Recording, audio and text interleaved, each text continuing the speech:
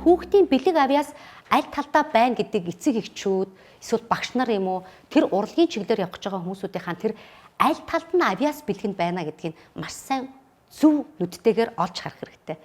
Тэгээд ээж маань намайг хүүхэд байхад ээж маань Монгол бүжиглэх төгөлдөр ээж маань дарддаг байсан, ятг хөгжимс тоглодог байсан, баян тоглодог байсан, ээж маань кларнет тоглодог байсан, маш сайхан дуулдаг байсан хүн. Энэ маань надад маш их нөлөөлсөн. Дээр миний төрсөн ах маань бас надад энэ дуулах, гитар тоглох энэ бүхий зүйлүүдийг маань багаас нь хөгжүүлэн явцсан байна шүү. Тэгэхээр миний ээж аав хоёр намайг урлагийн баг зэрэг авьяастай юм байна гэдгийг мэдээд ер нь бол багад маань хөгжүүлтийг маань хийгээд явж ирсэн баг. Тэгээд би тэргээ мэддэг учраас өөрөө за би бүжгээр хичээлэх хэрэгтэй юм байна. За би ямар ч гэсэн спортыг бол орхиж болохгүй юм байна. За би энэ чиглэлийн урлагтай холбоотой ямар чиглэлийн хүмүүсүүд байна. Тэр хүмүүсүүдтэй би ер нь хамтарч ажиллах хэрэгтэй юм байна гэдэг ийм одоо зүйлийг өөртөө илүү хэрэгжүүлж эхэлсэн.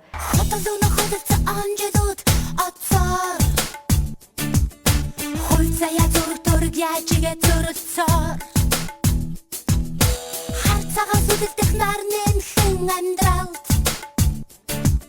Хайр дурлал үнэ сэтгэл нарсаа шиг хэрэгтэй Хүн академик боловсролыг авах хэвээр дээр нь одоо ингээ бакалавр, магистр гэдээ байна шүү дээ тий. Ингээд ийм мэргэжлийг буюу ерөнхий боловсролын сургуулаад төгсөөд дээд сургууль залуучууд маань төгсөж шүү дээ. Тэгэнгүүтээ салбар болгон өөрийн мэргэжилтэнгүүдийг бэлддэг.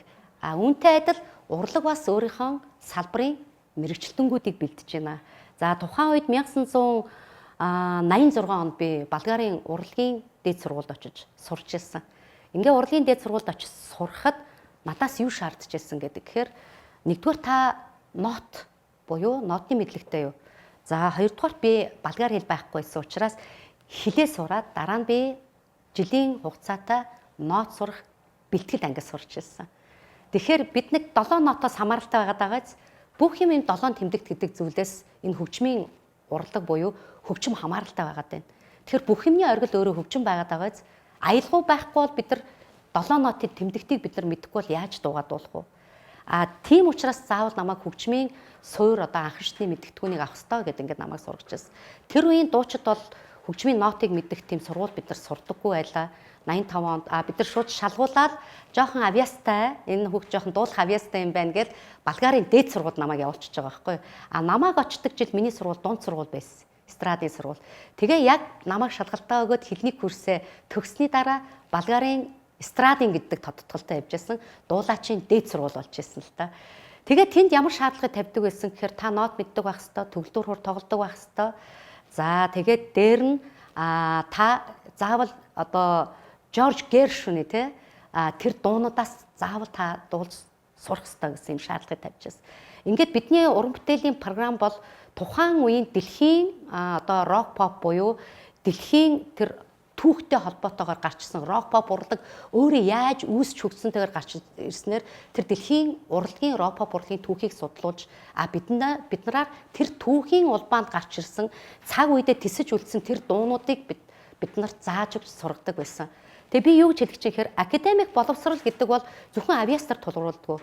Академик боловсрол нэг тусгай нэг орчинд аваачаад тэр хүнд бүхий л талын цогц мэдлэгийг өгч байна. Би тухайн үед хөгжмийн төгөлдөр хур заалгаж ирсэн. За хореографи буюу бүжгийн хичээл заалгаж ирсэн. Дээр нь бид нар өөрийн одоо багш дээр одоо энэ техник буюу яаж дуулах тэр техникийг заалгаж ирсэн байх нь. За дараа нь бид нар юу хийжсэн гэхээр тусдаа микрофоны хичээл гэж бид нар микрофонтой яаж харьцах уу, тайзан дээр яаж бие авч явах уу гэд энэ хичээлийг заалгадаг байсан. Дараа нь бид нар биг банд буюу биг банд хамтлагтай том одоо манай Баян Монгол чуулга шиг биг банд хамтлаг буюу тэр биг банд хамтлаг маань манай сургуулийн оюутнууд хамтлагтайгаа бид нар дандаа сургууль хийдэг байсан. Бид нар эхлээд шууд биг банд руу ороогүй. Бид нар эхлээд төгөлдөр хууртаа дуулж сурч байсан.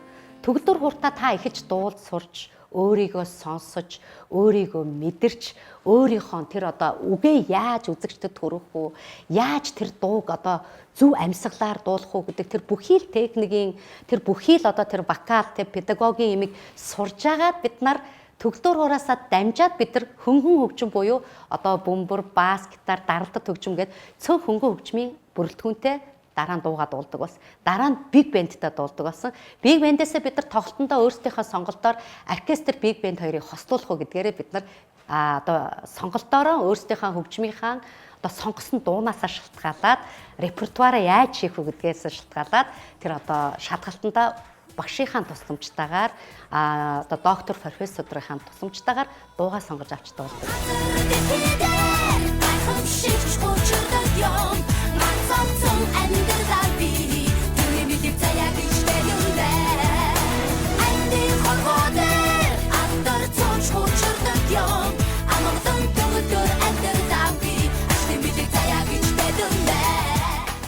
Мэдлэг туршлага тань дээр ирлээ. Салбар бүрийн мастеруудын дахин давтагдшгүй туршлагаас суралцах боломжийг Mentor Hub танд олгож байна. Та яг одоо App Store болон Play Store-оос аппликейшн татаарай. Mentor Hub-д тавтамжтай мөрөл.